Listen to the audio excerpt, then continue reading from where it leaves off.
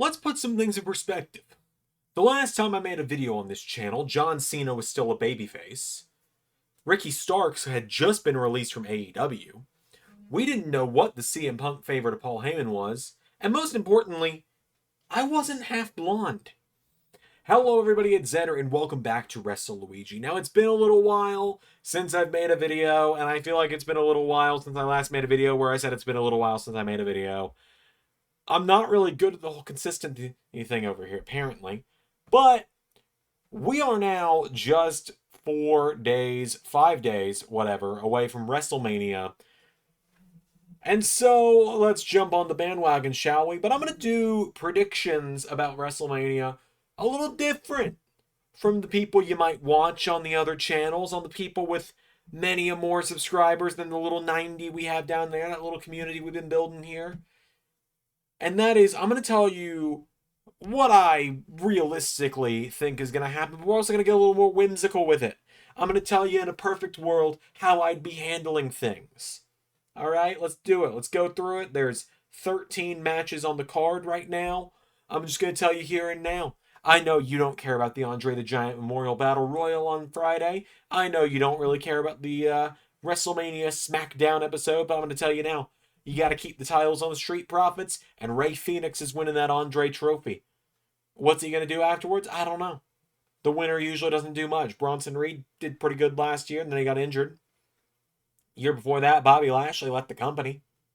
So, who knows? Who knows? That being said, though, all seriousness here, we've got 13 matches to get through here, and we're just going to go day by day, run through it. The first thing on the show is going to be the War Raiders, Eric and Ivar, against the New Day, Kofi Kingston and Xavier Woods, for the WWE World Tag Team Championships. Now, this is one of those cases where I think my head and my heart are going to be very similar in this one. I feel like it's time to put the belts on the New Day. It's time to just put the belts on them. They should have won the belts like within weeks of turning on Big E like they did. But if we're going to get a little more whimsical with it, if we were going to do something a little crazy, if Big E could be getting cleared soon, which there's been no reports that he is, so unfortunately I don't think it's going to be the case. But if that were the case, then this would be where you'd have Big E return and cost them the titles. But unfortunately, I think it's just a simple fact as it's going to be straightforward. New Day's gonna cheat to win, and they'll pick up the gold, which is great. They've been doing amazing work as heels lately, and it's time for that to get paid off with a tag team title win. Now let's get whimsical. Now let's get a little fantastical with it. The 19th, night 1, Rey Mysterio versus El Grande Americano. I think Grande Americano is going to win it somehow anyways. I think they're going to go to mask versus mask with it. I think that's the route they're going to go with it, is mask versus mask. And that'll be where, you know, El Grande loses and has to unmask, and it's revealed like, oh my god, it's been Chad Gable the whole time? Who would have thought? But I think, personally, what I think would be hilarious is you delay this match until night 2. You delay it till the 20th. Right? You delay it till the 20th. And during the match,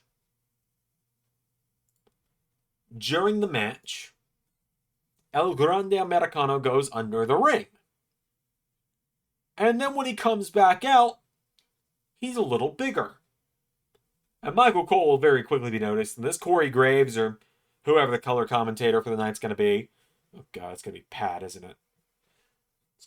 It's going to be Pat. Oh, God, it's going to be Pat. We'll be like, no, that's El Grande Americano, Cole. What are you talking about? I don't know why I turned more Taz there. And that's when you double doink El Grande Americano. I'm saying, yeah, you double doink it, because then the real Grande Americano slides out from under the ring, catches Rey Mysterio with the German suplex, and catches him into a grapevine ankle lock, forcing Rey Mysterio to submit. And the bigger El Grande Americano is unmasked to reveal Jeff Cobb, who has, as of today, been released by New Japan Wrestling, is wrestling his final match on the 19th. You delay Grande versus Mysterio till the 20th. You can get him on that overnight flight. You can get him on the red-eye flight to Vegas. He can get there. He can get in that mask. All he's got to do is stand there menacingly. He's a former amateur wrestling background. He's from America. He fits American made really well. He could be Gable's heater. And I think that'd work really well, especially because I think this year Gable should be winning Money in the Bank. That's my early prediction for Money in the Bank, is that you should be putting it on Gable. Or at the very least, he should be winning the Intercontinental title or the US title this year. Okay. Jade Cargill versus Naomi. I don't really have much to say on this one. Naomi's been doing great work since she turned heel, and I would love to see her get the win here, but this feels like it's going to be Jade Cargill kind of giving Naomi her comeuppance for costing Jade months of her career, and Jade's probably just going to wallop her at WrestleMania. Naomi's the other person who I think should be winning Money in the Bank this year on the women's side of things. United States title, though, Jacob Fatu and LA Knight. Yeah. Now, there's a lot of people who think that Solo is going to inadvertently cost Jacob this matchup. I think Jacob should just win it in like 3 minutes. I think Jacob should steamroll LA Knight. I really do. I think Jacob Fatu should steamroll LA Knight and win the belt in less than 5 minutes. That's how I would book it.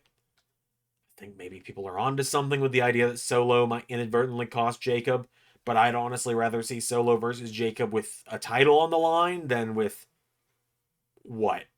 Custody of Tama Tonga on a pole match?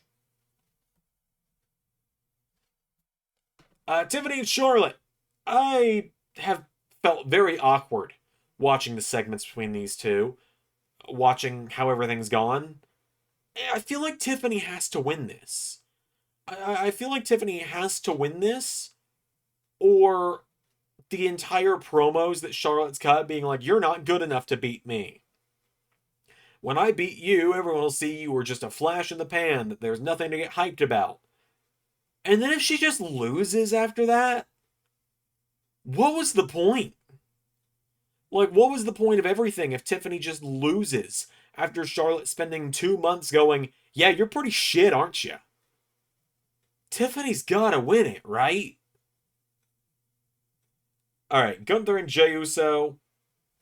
Pretty straightforward. You just start WrestleMania off with whatever the attendance is going to be. What's the capacity of the arena again? It's in Allegiant Stadium. What? 71,000 people or whatever the capacity is at Allegiant Stadium. 71,000 people yeeting while Jey wins the world title to start WrestleMania. You know, I was pretty up and down on Jey winning the Rumble, you know, and Cena losing it and everything like that. I was pretty up and down on that, admittedly. I like Jey just fine. Someone did point out a few weeks ago to me that LA Knight would also be perfect in this situation, and I do agree with that. I think they've gotten me more invested with the Jey and Gunther story in the last few weeks, with the brutal beatdown of Jimmy and then the promo from Jey last week on Raw. And then tonight's the go-home show. So I'm recording this before the go-home show. You're probably not going to see it until Tuesday just because uploading takes time.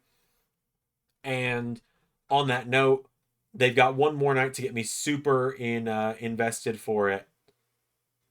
And hopefully that will happen.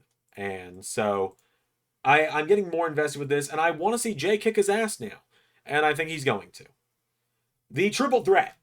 Roman Reigns, CM Punk with Paul Heyman, and Seth Rollins. That's going to main event night 1. That's pretty exciting for CM Punk. I'm glad he finally gets that main event.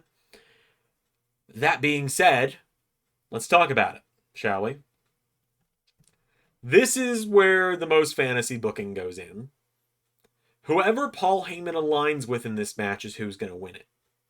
Now, a lot of people think that this is Roman's match to lose. He's not winning this one. Roman might actually just be there to take the pin, honestly.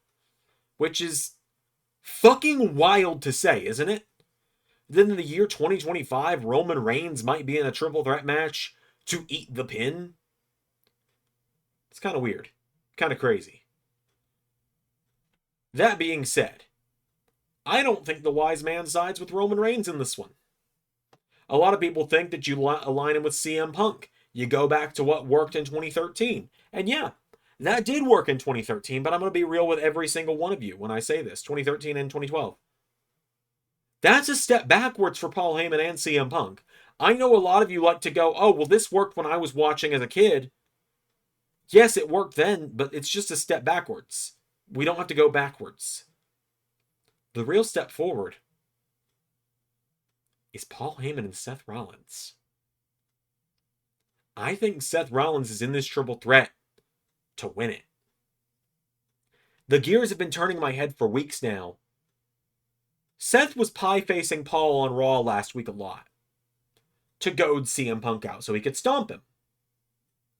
I feel like Seth probably would have done more. Probably could have done more. In fact, I think if Seth wanted to get Punk out there immediately, he would have kicked Paul Heyman in the head.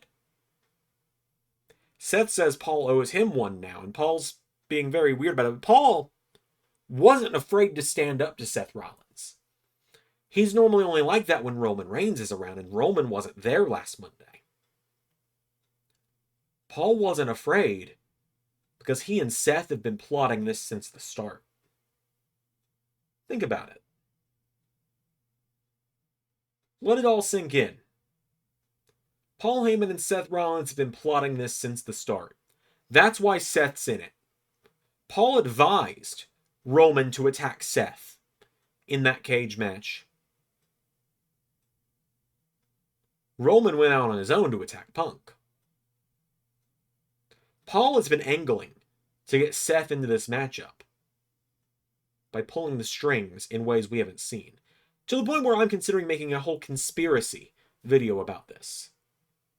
I think Seth Rollins wins the WrestleMania Night 1 main event when Paul Heyman turns on Roman Reigns and CM Punk, stating that he couldn't pick between them, so he picked neither of them. Alright, this is the list of matches for Night 2 now. Women's Tag Team titles, Liv and Raquel against Bayley and Lyra. I don't see them doing Lyra 2 belts. I love Lyra Valkyria a lot. I really do. I think she's been built really well these last few months. I wish they would do more with her with the IC title. It really irked me a lot that Bayley beat her in that non-title match to qualify for the Chamber. It bothered me a lot that both mid-card champions got beat in qualifying matches for the Chamber. But that's not the point I'm making right now. The point I'm making is I really enjoyed the matchup between Bayley and Lyra on Monday, and I feel like that's not done. I feel like this is going down the route of Bayley's going to turn heel, and Bayley is going to win the Intercontinental title down the road, but she and Lyra are going to lose this matchup, maybe due to Judgment Day shenanigans, maybe a Carlito. I don't think JD is going to be cleared in time, or I'd say him. And then I think after the match, Bayley will turn on Lyra. AJ Styles versus... oh, God. I can't even say it. AJ is not going to win this, is he? Now, if you're asking me how I would book this, the bell rings, AJ Styles wins it in 30 seconds flat because he's one of the greatest wrestlers of all time and shouldn't be wasting his time on this match. Some douchebag's going to show up in the cred bottle, and they're going to give LaDouche brass knuckles or something, and he's going to punch AJ out of the air on the phenomenal forearm and win. That's me being realistic and pessimistic. Moving on. Because I've already given LaDouche more time than he deserves. Fatal 4-way for the Intercontinental title. Braun Breaker, Penta, Finn Balor, Dominic Mysterio. This is one of those cases where me being a fantasy armchair booker and what I want to see, I think is what's going to happen. I think Judgment Day gets a new member here. Because Finn's been like, we're not adding new members, Dom. We're not adding any new members to the Judgment Day. We don't need more than we've got. And Dom's going to be like, yeah? Well, you're out of the Judgment Day. And I'm replacing you, so we won't have more members. We're going to have the same amount of members, and maybe it'll be Cross. Maybe it'll be someone else. I'm leaning towards carrying Cross and Scarlett, just because I feel like that could be a fun dynamic. I'm pulling up WWE.com/superstars. Maybe that's where Jeff Cobb will debut. Maybe the real Judgment Day member is the friends we made along the way. Maybe I know my buddy Pierre's been suggesting A-Town Down Under. I'm not super big on that one personally.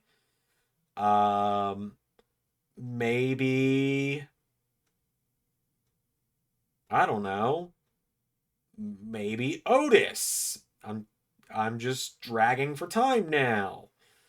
Maybe on SmackDown side of things, um, I'm out of ideas. Maybe someone from NXT, you know? Let's look at the NXT roster. Maybe, Karrion Kross feels like the only fucking option here. So Karrion Kross. Although Lexus King would also be hilarious, just because I see his stupid smug face and his stupid pencil beard. That being said, but no, all seriousness, I think we'll see a new member of Judgment Day join. I think it will be Karrion Kross, and I think he will help Dom win the Intercontinental title. And Judgment Day is going to have all the gold, because unfortunately, when you listen to Finn, you're going to eat the pin. Everyone gets one over on me. I've won 2 singles matches in the last year. I thought I was set for a big push. Turns out I wasn't. That's what everyone was saying, was that I was going to get a big push. And so, okay. Damian Priest, Drew McIntyre in the Sin City Survivor. Drew needs to win this. There's no ifs, no buts, no coconuts about it. Drew needs to win this. It's weird. These are the ones where I have the least to talk about. Now, I'm actually going to shoehorn in Randy Orton here a little bit, because I think there's going to be 7 matches tonight, and Randy Orton's going to get a match. I would much rather see them make good on that tease they gave on Friday of Randy Orton versus Nick Aldis than watch Randy Orton and Solo Sikoa plot around the ring for 10 minutes, Solo eat an RKO and lose. I would rather see Nick Aldis take off the suit, put on the tights, and get back in the ring. Because if you've got Kevin Owens gone and you need someone that can play a smarmy heel, Nick Aldis is your guy. You've got him signed. He's not getting any younger. He's a great wrestler. I want to see Nick Aldis wrestling. I love him. He's a great general manager. But I want to see Nick Aldis wrestling. You need a general manager for SmackDown? There's plenty of people on the roster that could do it. Big E, if you're going to take a page out of the LS11 Universe playbook. You'll look at the WWE roster again. You have plenty of producers backstage. Bobby Roode, again, you can take a page out of the LS11 Universe playbook with that one. Just going off producers, Shane Helms in that regard. Jason Jordan could be the fucking SmackDown general manager. You got Hall of Famers that could do it. You got people that are on Legends contracts. Not Booker T. I don't think I could handle that again. But there's a lot of people that could take over as GM if you want to take Nick Aldis out of the ring or out of the suit and put him back in the ring. That's just what I'd personally love to see. And either way, Randy's going to win whatever match he's got. It's a huge shame it's not going to be against Kevin Owens. Although, if I can't have Nick Aldis, I would rather have Sami Zayn than Solo. I have no issues with Solo. I'm just not interested in Solo versus Randy at WrestleMania. I've seen it. I've been there. I've done that. I bought that t-shirt. I was there in Atlanta, January 2024, when it happened, during the contract signing episode of SmackDown before the Royal Rumble. It sucked. It was boring. They both need the right dance partner to have a good match, and one another, not going to be fun. All right, women's triple threat, Io, Bianca, Rhea. You don't bet against the EST at WrestleMania. I'm not the world's biggest Bianca fan. I know she's got a lot of fans. Perfectly fine. I like her just fine. I'm not a huge fan, but I do like her just fine. I like what they've been teasing, giving her more attitude, making her more sassy, making her more a little arrogant and full of herself. And I think we're going to maybe get the Bianca heel turn. And also, she's what? 37, 38, 39, 40. This will be her 5th year in a row that she could win at WrestleMania. It's probably going to happen this year. She'll do something to cheat. She'll win the women's world title. And then next year, Bianca Rhea could easily main event WrestleMania. And I would be all in on that. And then you could have Rhea break Bianca's 5-0 streak at WrestleMania, even though she lost at 34. I'm just saying, but I guess I won't be a stickler. It was a battle royal, and no one remembers it. Except me, apparently. That being said, Bianca's going to walk out with the women's world title. I'm not even going to armchair book a situation where Rhea or Io could win, because it'll be Bianca, and most people will be happy about it, and then a lot of people will be vocally annoyed about it, and those people will get over it, and they'll still watch the show anyway. And finally, Cody Rhodes, John Cena, Undisputed Championship. Cena's got to win it, right? Cena's advertised for the Raw after Mania now. Cody is constantly saying he's going to end Cena early and make this retirement tour not matter. And heel Cena's got a lot of legs. I'm going to do a whole video at some point about how to book heel Cena. I planned to the night after the Elimination Chamber, and then my life has been a roller coaster of a shitstorm for the last 2 years, and I'm finally on the other side of it, so now we're getting back to doing stuff. And I'll tell you this. You know who should be involved in Cena winning? John Cena, Cody Rhodes, and a referee. You know who shouldn't be involved in John Cena winning? Dwayne "The Rock" Johnson, Travis Scott, anybody fucking else. Heel Cena needs to stand on his own 2 legs. It needs to be its own thing. He doesn't need to be The Rock's champion. He doesn't need to be the corporate champion. I want to see more of heel John Cena that we've seen without mention of The Rock for the last several weeks. I want to see what Cena can do with this heel character on his own. I don't need Diva Dwayne there. I definitely don't need Travis Scott there smoking a blunt in the middle of the ring. Don't need celebrities. Don't need anything else. I want to see where this goes. And you can have Cena cheat however you want. A low blow. Maybe a Rolex brass knuckles. The old Word Life brass knuckles. Championship to the head. A lot of people have described last year as A New Hope. And this year needs to be The Empire Strikes Back. So that next year can be Return of the Jedi, where we have another good guy win. In fact, doing the math in my head here, I think my parallels don't really work out as well. WrestleManias that end on 10s always win with a babyface in the main event. 10 was Brett. 20 was Eddie and, 30 was Danielson. 40 was Cody. 11, was that when Shawn won? Was WrestleMania 11 Boyhood Dream? I think it was. Let me double check.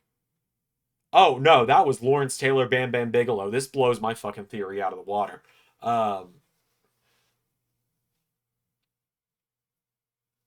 Right. And anyways, I guess I was going to say usually the follow-up year ends with a bad guy winning, but that logic's blown out of the water because you had Lawrence Taylor, who is a bad guy apparently, and then you had Cena and Batista at 21, and they were both good guys. And then 31, you had Rollins, and then 41. Either way, Cena's winning. No ifs, ands, or buts about it. Cena's winning. There's no way he doesn't. So that's my predictions versus wishful thinking locked in to give you the ultimate rundown. New Day, El Grande Americano, Jade Cargill, Jacob Fatu, Tiffany Stratton, Jey Uso, Seth Rollins, Liv and Raquel, Logan LaDouche, Dominic Mysterio, Drew McIntyre, Bianca Belair, and John Cena. And Randy Orton, if and when he's got a match on the show for number 14. So there you go. Those are my predictions / my a little bit more whimsical booking for WrestleMania. Tell me what you think. Who are your predictions? I want to know. I want to know what you think. What did you think of some of my out there ideas, like Paul joining Seth, Jeff Cobb being the real El Grande Americano, Jacob Fatu squashing LA Knight, Nick Aldis getting back in the ring? I don't know. What'd you think? Bianca maybe turning heel. Karrion Kross joining Judgment Day. All right. On that note, I'm going to wrap it up. I'll see you guys hopefully less than 57 days apart this time. I've been Xander. That was WrestleLuigi. See you soon.